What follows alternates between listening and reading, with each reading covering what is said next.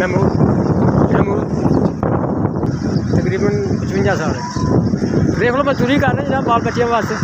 हालात की रोजी तो इस तरह ही है ना। अच्छा 6 बच्चे ने, 3 बच्चियाँ 3 बच्चे ने, बच्चियाँ वड्डियाँ हैं, बहुत गरीब आदमी है। मेहनत मजदूरी कर रहे हैं बच्चों वास्ते, इस तरह ही है ना। फिर होर कोई वसीला नहीं है। बच्चे जे किराया का घर है, किराया देने बड़ी मुश्किल में मेहनत मजदूरी करके। बच्चियाँ वाला घर है तो बड़ा मुश्किल में गुजारा होता है। किराया देना, बिल देने, बच्चों को फीसा देनिया, सारा कुछ करना है, बड़ा ही मुश्किल हो गया।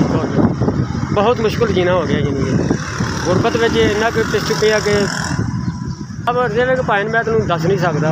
गरीब आदमी है, किराया ते रहना, बच्चों को पालना, अपना गल मरगाउंदी नहीं परेशानी के किस तरह गल करा मैं।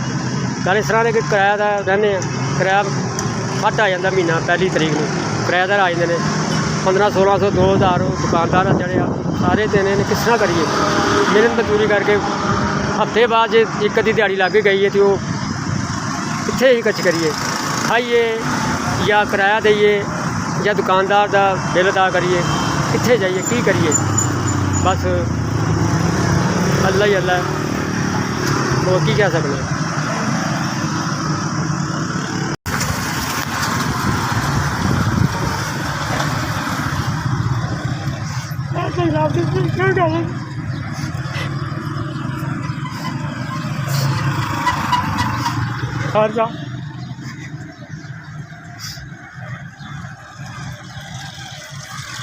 अल्लाह जिन्होंने लोगों ने मेरी मदद की, अल्लाह ताला उन्होंने ज़िंदगी करे और उन्होंने अल्लाह खुशहाल रखे हमेशा। उन्होंने बच्चों को हमेशा खुश रखे, उन्होंने ता जिंदगी खुश रखे।